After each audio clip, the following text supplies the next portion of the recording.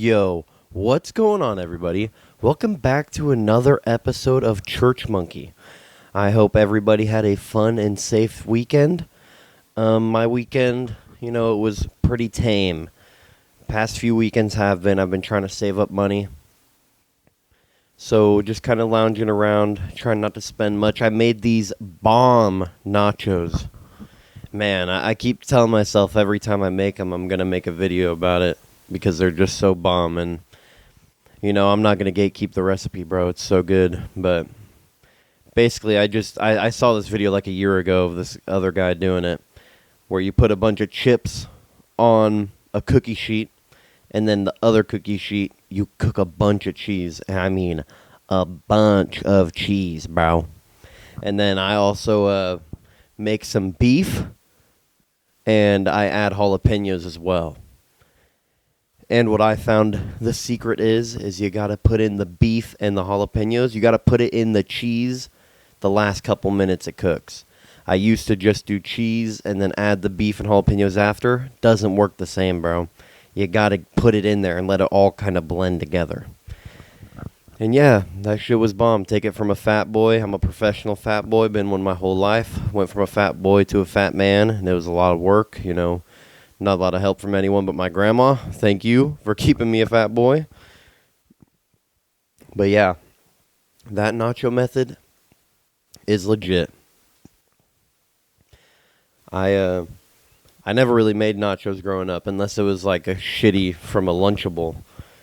So I never really liked nachos. I mean, my family never really had money to eat out unless I was like going out with my grandfather, and I'm honestly a basic kind of guy, just like a bacon burger. I don't like to try new things. I feel like I do like to try new things. Let me rephrase that. I feel like a bacon burger is one of those things any restaurant can get right. I feel like it's really hard to get wrong. So most of the time I go out to eat.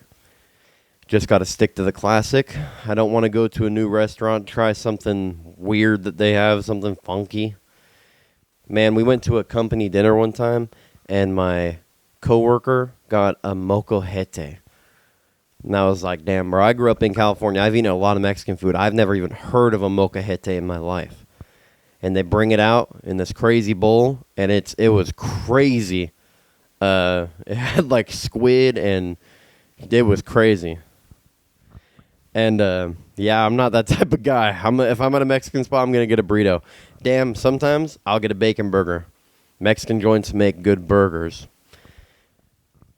So when I was growing up, I don't know, I was never really into nachos. The only ones I can recall having when I was a kid are those shitty Lunchable nachos, or like, for some reason I remember when you were at a pool, or like a public pool, they would sell nachos and corn dogs, and those nachos were just like Lunchables. They were just like crazy shit-ass chips with even more shit-ass cheese all over it. So I was never really like excited to eat nachos. But man, if you make them at home, pretty good. I like to make mine with Blanco cheese.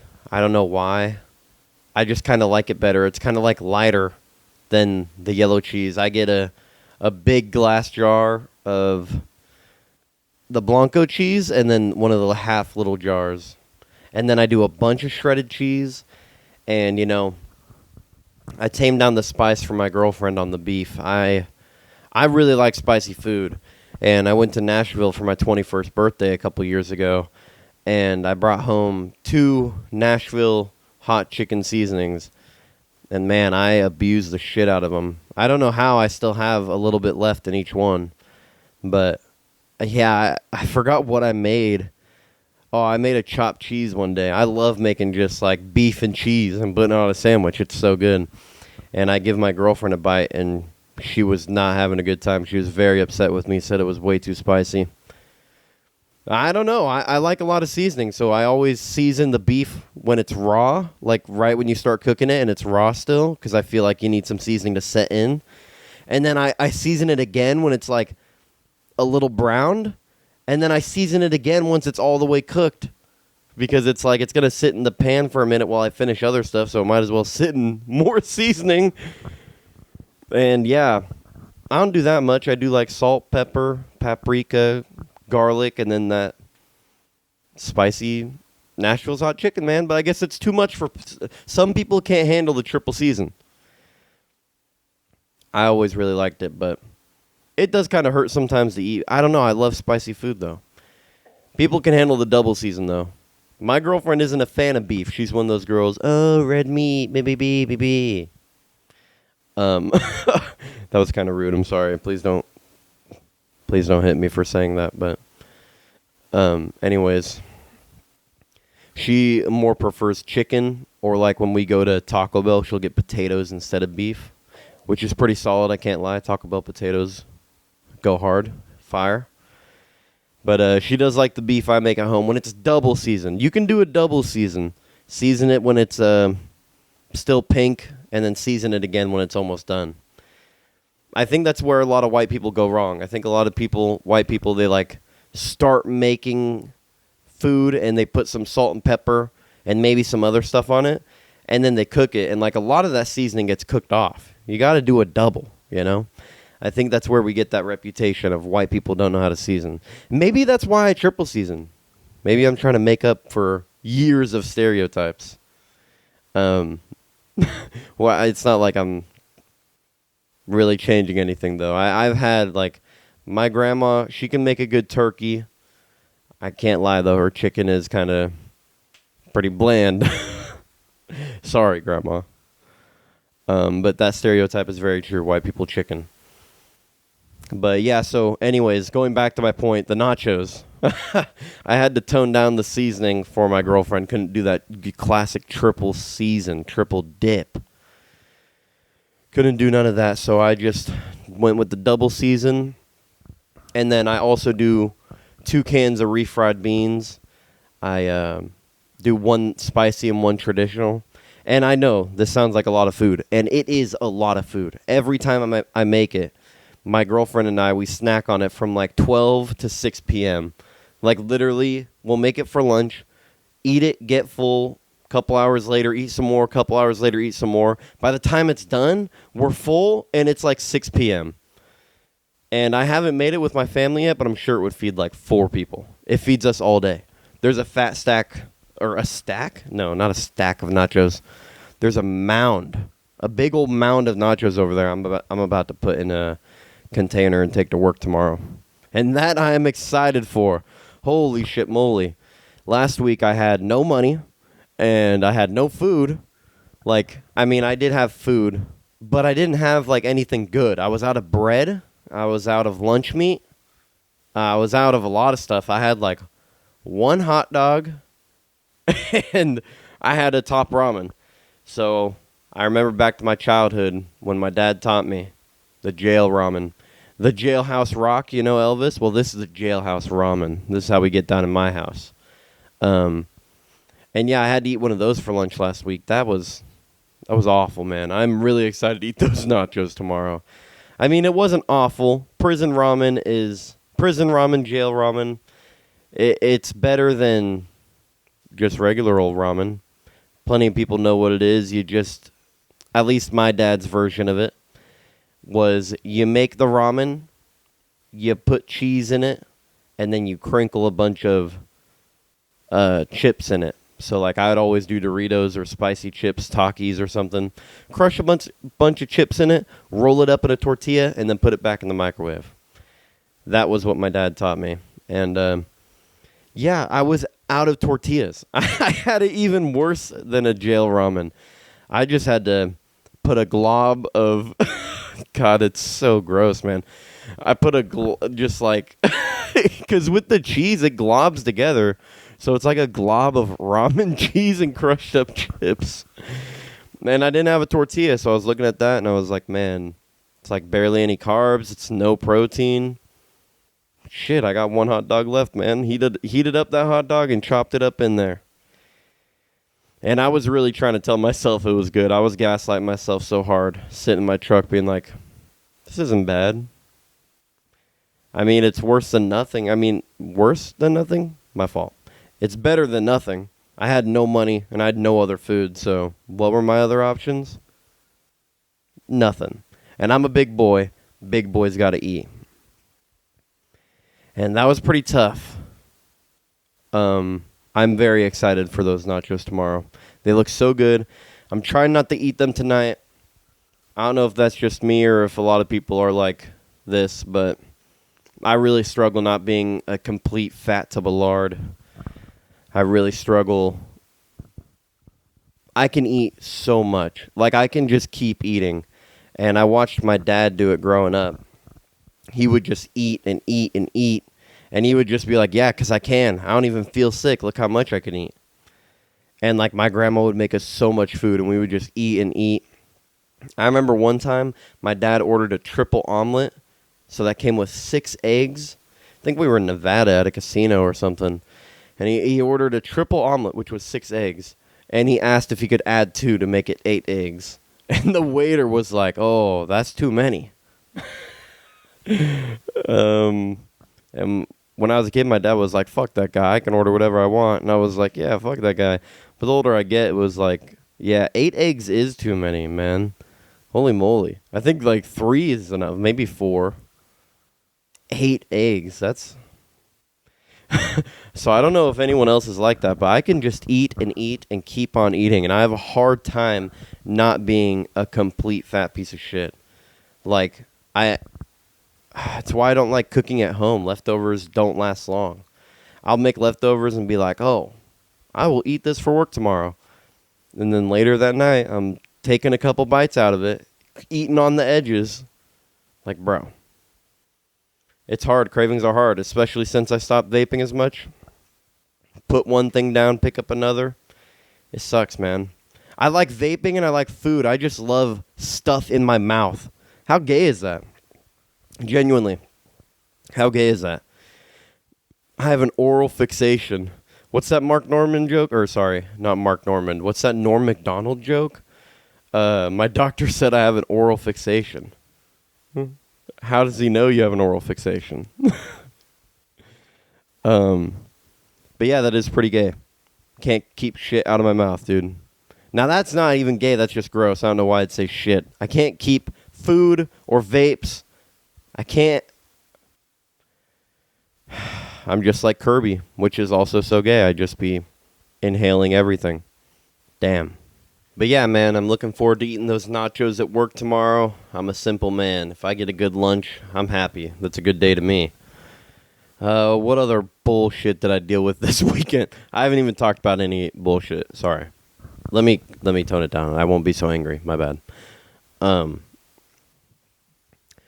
Oh yeah, my cat. She doesn't have anything. What am I saying? I speak before I think sometimes, bro. My cat, her food, my cat's food. Why am I doing a podcast? I can't even speak English. Let me think. My cat's food has been being attacked by ants. And it happened last summer. I feel like every house I've lived in my whole life has had ants. And I am so tired of dealing with them. It's probably a California thing. There's probably a lot around where I live. But yeah, I'm tired of ants every summer. Last summer when the ants came, I put out an ant trap.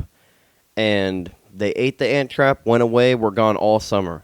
But this is the second time ants have come this summer. It's like, how many traps do I have to put out?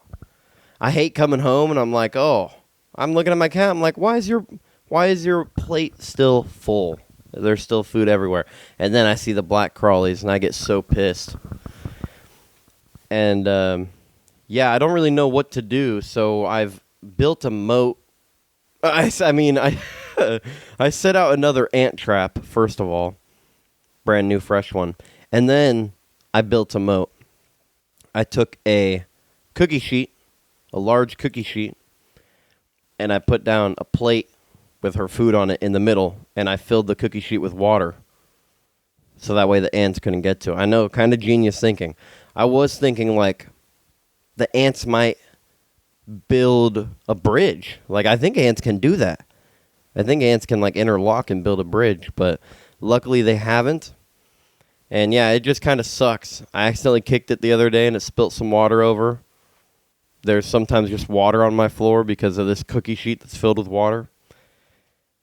And I don't know what to do.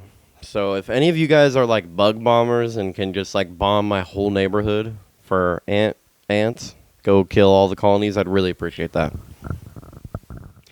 I've looked online and I've seen these bowls that say they're like anti-ant, like it's an anti-ant cat bowl. That's a tongue twister. Anti-ant cat bowl. Apparently it has like, it sounds like bullshit, okay? It's a cat bowl, and underneath, before the ants get to the food, there's stuff that attracts the ants, and the ants get lost in a maze and then collect under the bowl. I'm pretty sure. I might be tripping. I should look it back up on Amazon, but if I'm not mistaken, I'm pretty sure it was like a maze that confuses them, but that doesn't make sense. Ants can't get trapped in a maze. That's not real. Ants don't even have eyes. Ants just like sense their way back, don't they? Like, ants don't have eyes. Get lost in a maze. So I never bought one of those. I just made a moat. And it's just kind of not convenient. And I don't really know what to do about it. I kind of just want to get some ant killer shit, but I don't know how far they could be coming from. They could be coming from someone's backyard. It could be an ant mound from far away. But I don't know, man. It's funny, like, I leave the nachos out after I make them. I leave food out sometimes, and that never gets attacked. The cat food must be, like, extra. They must really sense that shit. They must really like the cat food. I don't know. But yeah, that was about all for my weekend, trying to save money. I am so close to having my new car paid off, and I had to fix some things with the car too, so hopefully I'm out of debt, man, soon, and I can get freed back up. But yeah, that's about all I had going on. What are the topics I have for this week? Oh, I saw this video of an ice cream parlor, the owner of an ice cream parlor that stalked and hunted down a Yelp reviewer. It was a pretty crazy video, man. This lady and this guy, I guess it's like a couple who owns an ice cream parlor. The video starts and this guy's just in his car, and he's like, "Who the fuck are you? What the fuck?" And then this lady's just screaming, and she's all saying like, "Oh, you want to give me a bad review? I know your mom's name. I found your exes on Facebook dating. I know your full name. I know your mom's phone number." Bitch went crazy. Absolutely insane. Over a bad Yelp review. I mean, I don't own a business, so I don't know how impervious a Yelp review is. Is impervious the right word? I'm just trying to sound smart, man. What the fuck am I doing, bro? I don't know how important a Yelp review is. I don't own a business, so I don't know if it's really that catastrophic, but that's a little extreme. I know your mom's phone number? Yeah, she was like, "I found your exes on Facebook dating, and they told me everything." How do you even... I've never used Facebook dating because I'm not a millennial, but like, how do you find people who have dated? How is that even a thing you find? That was a pretty crazy video. I can't even lie. I didn't know what to think after it. I was just like, dude, how did the guy have his full name? He must have had his full name in like a profile picture. Or do you think they watched the security cameras to see who came in and got what ice cream? And I don't even know. And just like stalking and harassing someone, that's so crazy. That's so... I don't think that crash out is valid. I think that's a very not chill vibe, you know? How do you own an ice cream parlor but you're that mad of a person? That doesn't even make any sense. Like, you make ice cream. You sell ice cream. You should be happy. You get a bad review, you should have pulled up to him with ice cream. Been like, "Hey, bro, I've kept this. Been waiting for you. This is our secret menu. The secret new upcoming menu item, bro. Here, try this. Sorry you had a bad time, but we can, like, I don't know, just be nice to the guy or something. Don't you want a better review? You're like, oh, I got a bad review. You know what the next step is? Make it from a bad review to a police report. What? That doesn't even make any sense at all. It was a pretty extreme video. Extreme, crazy, graphic. And yeah, I don't know how important Yelp reviews are. I've never looked at a Yelp review. I've never left a Yelp review. The only reviews I've ever looked at are of Google reviews, and it's usually a restaurant or an online business. I go to the business bureau or whatever it's called. I've gone to that website to look up reviews of businesses online. Yeah, I didn't know Yelp was even a thing. I thought that was gone, like Pinterest. I thought like Pinterest, Tumblr, and Yelp were all like, I thought those died in 2016 with Harambe. I did not know those still existed at all. So I don't know how important a Yelp review is, but lady, you don't need to be hunting people down. I really don't think it's that important. I don't think one Yelp review is gonna make or break your career. I've also, what other video? Oh, I saw a video of this guy who owned a mantis shrimp, I'm pretty sure. And he had this big old fish tank, dude. And the shrimp was like such a bright color. And he was feeding it some stuff. And it was crazy to see how fast that little shrimp moved. And I want a fish tank so bad, man. How expensive is a fish tank? When I was growing up, dude, my dad's friend, who he lived with for a while, had the biggest fucking aquarium you've ever seen, bro. I was a kid, and he had the biggest aquarium you ever seen, and then he also had a projector for a TV, which this was like before you could just buy a little projector at Walmart. It was like crazy. He had surround sound, a projector, and an aquarium. I was like, bro, this guy's rich. Dude, the economy back then, everyone was making like $8 an hour, and they were balling aquariums and projectors. But yeah, I really want a fish tank, but I'm not even sure I want fish. When I was growing up, I grew up with a lot of weird animals. I had turtles, I had a bearded dragon, I had a snake. And we never had like a fish tank for long-term fish. We only got like a beta fish from the pet stores and stuff, and they would never live long. My uncle, he got really lucky one time, and when he was a kid, he won a goldfish at the fair. And you know, goldfish from the fair are notorious for dying really quickly and not being healthy fish. That's why they give them out at a fair. But my uncle got so lucky. I don't know if it's what he fed him or what, but that goldfish probably lived for about 15 years. That goldfish lived a long time, and it got huge. He had to keep buying bigger tanks because it got bigger and bigger. And yeah, man, I saw that video, and then I also think I saw a koi fish pond when I was at work. And fish are just beautiful creatures, man.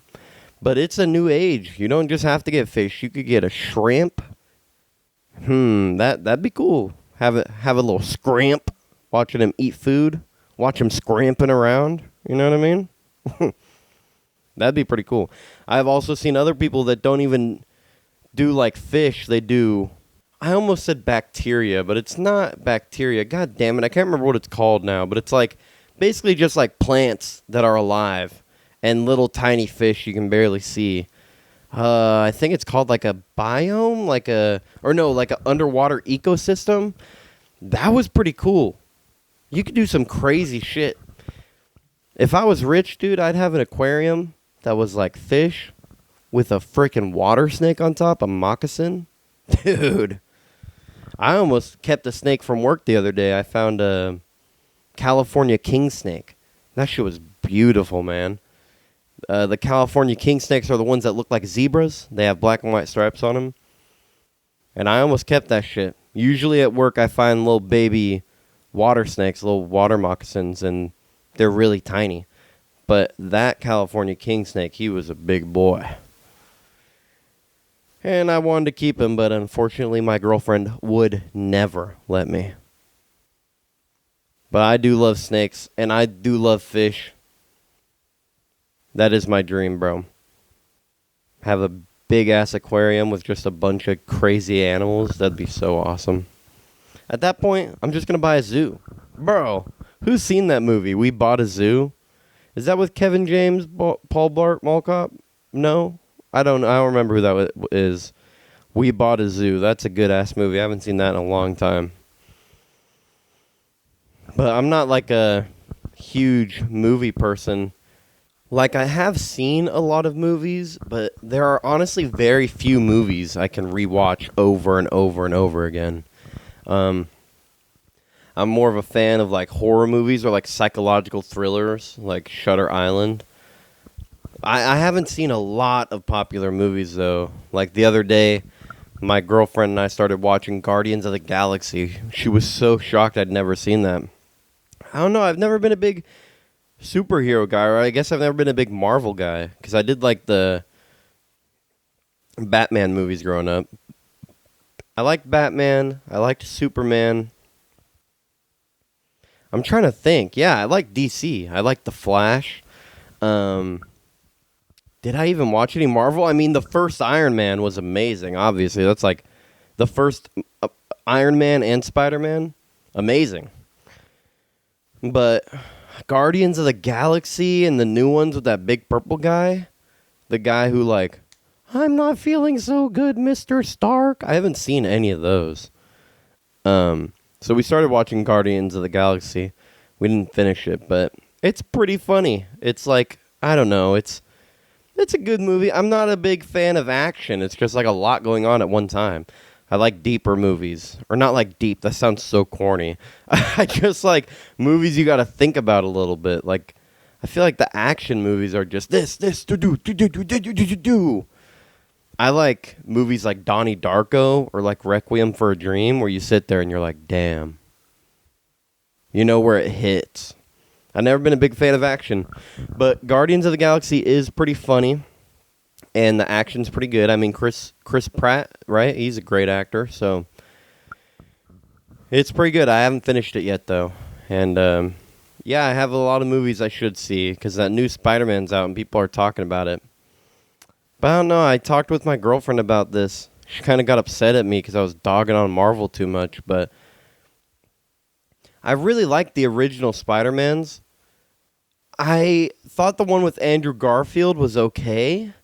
And then once it got to Tom Holland, I was just like, what the fuck are we doing? Like, I didn't watch any Marvel movies for a long time. And then I watched Endgame, I think. Or no, it was one of them. And Iron Man comes to say what's up to Spider-Man. And it's Tom Holland. And he's like, he knows he's Spider-Man, but he like just figured it out. And it's like he has to train to be a part of the Avengers. And I'm like, wait, I've seen him train already. Like, what is this? And then they're like, oh, it's what's it called? It's the multiverse. There are different universes in different times, but it's the same Iron Man. It just got too confusing, honestly. The originals were solid. The Spider-Man 1, 2, and 3. Which was the one with Venom? I think that was 3, right? Or no, was that 2? I can't remember. It's been so long. All those movies are so good. I even like the older Captain America movies. Captain America Red Skull, is that one of them? The guy who takes his face off and it's just a red skull. I'm pretty sure I've seen that one. It's pretty good. But I don't know, this multiverse stuff and it just got so confusing. I couldn't keep up with it anymore.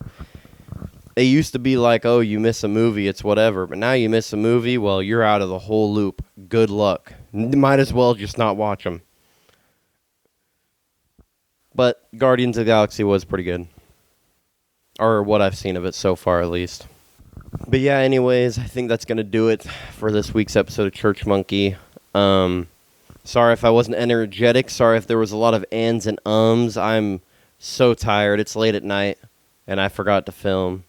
My bad. Next week's will be better, I promise. Please don't unsubscribe. But this week's episode what the fuck am I even saying? This week's episode, this week's album of the week. See, that's how sleep deprived I am right now. Like, I can't even think. I've said so many things wrong this whole podcast. This week's episode, fucking dumbass. This week's album of the week is Undertow by Tool. I'm seeing Tool in a couple months. I'm seeing them for the 4th time, which I'm very lucky. The first time I ever saw them was 2019. And then I saw them again in 2022. Or wait, maybe it's my 3rd time seeing. I'm pretty sure. I thought it was my 4th time, but it might be my 3rd. I don't know. But I'm seeing Tool again in October, and I love Tool. They're always a good time. Some people don't like Tool. It's not for them. Oh, you got to be high. Oh, the lyrics are so deep. Whatever, dude. You guys are just too slow to understand Tool. The time signature changes. You don't understand, okay? If you were a hardcore musician and you knew when they switched, if you knew about the Fibonacci sequence, okay, when they switched from 3/4 to, nah, I'm just fucking around. I don't know about any of that stuff. But Tool, Undertow is the album of the week. I love that album. Songs like Swamp Song, Prison Sex. Oh, that's a great song. I went through a big Tool phase when I was in high school, and I still do like them very much. I just find myself listening to more reggae. It's hard to get myself into a metal mood. I'm just happy, I guess. My bad. But yeah, Tool, Undertow is the album of the week. Thank you guys so much for listening. Hasta luego. Hey everybody, thank you so much for listening to this week's episode of Church Monkey. If you made it this far, I really appreciate you. If you want any exclusive content or our social medias, all that will be at churchmonkey.com. Thanks for listening.